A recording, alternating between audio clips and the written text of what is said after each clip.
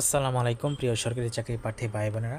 আজকে একটা নতুন সরকারি চাকরির সার্কুলার নিয়ে আসলাম। আর আজকে এটি হচ্ছে বাংলাদেশ চা বোর্ড নিয়োগ বিজ্ঞপ্তি। এটা একদম সরকারি চাকরি, তাই অবশ্যই ভিডিওটি শেষ পর্যন্ত দেখবেন আপনারা যারা আবেদন করতে চান। ঠিক আছে, তো আমার চ্যানেলে আমি এইগুলো আপডেট দিয়ে দেখি, সার্কুলার দেখি, তাই সাবস্ক্রাইব করে সঙ্গে থাকবেন। বাণিজ্য মন্ত্রণালয়ের 22 জুন 2026 তারিখে এত ছাড়পত্রের পরিপ্রেক্ষিতে বাংলাদেশ চা বোর্ড এবং বাংলাদেশ চা বোর্ডের নিয়ন্ত্রণে বাংলাদেশ চা গবেষণা ইনস্টিটিউট ও প্রকল্প উন্নয়ন ইউনিট নিম্নবর্ণিত শূন্যপদে অস্থায়ী ভিত্তিতে নিয়োগের জন্য যোগ্য এবং প্রকৃত বাংলাদেশি অর্থাৎ বাংলাদেশের সকল জেলা থেকে কিন্তু আপনি আবেদন করতে পারবেন।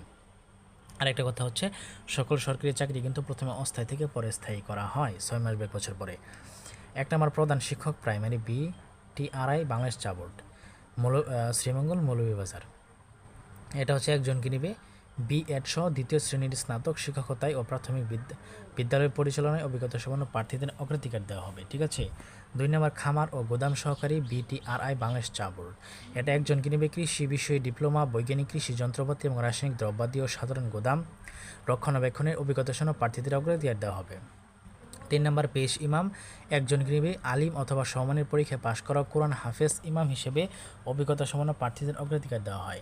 4 নম্বর অফিস সহকারী কাম কম্পিউটার অপারেটর 15 জনকে নেবে বাংলা ইংরেজি টাইপিংয়ে যথাক্রমে 20-20 গতিসম্পন্ন, প্রতি মিনিটে SSC পাস থাকতে হবে বা সমমান। সহকারী শিক্ষক শরীরচর্চা একজনকে নেবে শরীরচর্চা ডিপ্লোমা সহ দ্বিতীয় বিভাগে মাধ্যমিক সার্টিফিকেট পরীক্ষা পাস।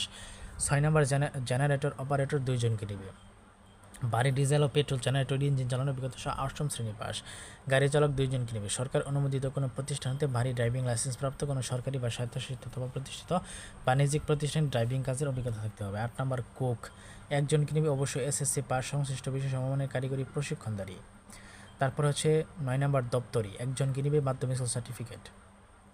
10 নম্বর গবেষণাগার সহকারী, একজনকে নেবে 8ম শ্রেণী পাস এবং সুস্বাস্থ্যের অধিকারী, মাঠে ও গবেষণাগারে কায়িক পরিশ্রমের করতে সমর্থ ইচ্ছুক হতে হবে। অফিসক 6 জনকে 8ম শ্রেণী পাস, সেই সাথে সুস্বাস্থ্যের অধিকারী হতে হবে। চেইনম্যান 2 জনকে 8ম শ্রেণী পাস, স্বাস্থ্যবান কায়িক পরিশ্রম করতে ইচ্ছুক। কুক কাম বেয়ারার 2 জনকে 8ম শ্রেণী পাস, সুস্বাস্থ্যের অধিকারী এবং রন্ধন কাজে সহযোগিতা করার অভিজ্ঞতা থাকতে হবে, মানে রান্নার কাজে সহযোগিতা আপনার করতে হবে। আচ্ছা, এখন কিছু শর্তাবলী আপনাদেরকে আমি একটু বলে নেব। সকল জেলার প্রার্থী আবেদন করতে পারবেন আইন বিচার ও সংসদ বিষয়ক মন্ত্রণালয় কর্তৃক গত 18 মে 2024 তারিখের গেজেটে সরাসরি নিয়োগের ক্ষেত্রে সর্বোচ্চ বয়স আর 32 বছর করবে। ঠিক আছে, 18 থেকে 32 বছর বয়স। ঠিক আছে। আচ্ছা, তো এরপরে রয়েছে আপনার অনলাইন আবেদনপত্র পূরণ সংক্রান্ত নিয়মাবলী। এই ওয়েবসাইটে গিয়ে কিন্তু আপনাকে আবেদন করতে হবে। আবেদনের সময়সীমা 28 জুলাই থেকে শেষ হবে 25 আগস্ট। ঠিক আছে। তারপর আপনার ছবি স্বাক্ষর দিয়ে কিন্তু আবেদন করতে হবে। আচ্ছা, তো এগুলো তো জানলাম। এখন জেনে নেব আমরা যে প্রার্থী কীভাবে নিশ্চিত হবেন। আচ্ছা, তো প্রথম SMS কি, দ্বিতীয় SMS কি, বিস্তারিত এখানে দেওয়া আছে। তো এখন পরে নেব কোন পদে কত টাকা আপনার ফি প্রদান করতে হবে টেলিটক সিমের মাধ্যমে। তো এখানে আপনারা দেখতে পাচ্ছেন যে 1 থেকে 7 নং পদের জন্য 112 টাকা, 8 থেকে 13 নং পদের জন্য 56 টাকা। ঠিক আছে। তো এটাই প্রথম SMS কি, দ্বিতীয় SMS কি, বিস্তারিত কিন্তু এখানে দেওয়া আছে, তাই আপনারা একটু বিস্তারিত পড়ে নেবেন। ঠিক আছে। আচ্ছা, তো এরপর রয়েছে যে মৌখিক পরীক্ষার সময় বা ভাইবার সময় কী কাগজপত্র নিতে হবে। প্রার্থী কর্তৃক প্রদত্ত কোনো তথ্য বা দাখিল কাগজপত্র মিথ্যা বলে প্রমাণিত আছে, তো আমরা জানি যে শাস্তি প্রদান করা হবে। এরপরে আপনার মূল কপি, সকল শিক্ষকদের জন্য যে কাগজপত্রগুলো এখন বলবো আমি, সেটার মূল কপি এবং 1 কপি সত্যায়িত কিন্তু আপনাকে ভাইবার সময় প্রদর্শন করতে হবে। সেটা হচ্ছে প্রার্থীর সকল শিক্ষাগত যোগ্যতার সনদপত্র, প্রার্থী যে ইউনিয়ন পরিষদ পৌরসভা থাকে তার নাগরিকত্ব সনদপত্র, চারিত্রিক সনদপত্র। তারপর রয়েছে এটা কিন্তু প্রথম শ্রেণী গেজেটের কর্মকর্তা। আচ্ছা, তারপর ক্রমিক নং 7 বর্ণিত পদের প্রার্থীদের ক্ষেত্রে ড্রাইভিং লাইসেন্সের সত্যায়িত অনুলিপি। তারপর হচ্ছে জাতীয় পরিচয়পত্র বা জন্মসনদের সত্যায়িত অনুলিপি, অনলাইনে পূরণকৃত আবেদনপত্রের কপি। ঠিক আছে।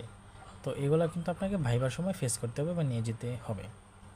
আচ্ছা, তো এই ছিল আজকের সার্কুলার। তো সরকারি চাকরি প্রার্থী ভাই বোনেরা, আপনারা যদি কোনো কিছু না বুঝে থাকেন অথবা ভিডিওটিতে করতে যদি আমার কোনো সমস্যা হয়ে থাকে বা কোনো কথা না বুঝে থাকেন, তাহলে আমি সত্যি দুঃখিত। আর আপনি যদি না বুঝেন তাহলে আমাকে কমেন্টে জানাতে পারেন, তাহলে আমি অবশ্যই আপনার প্রশ্নের উত্তর দিব।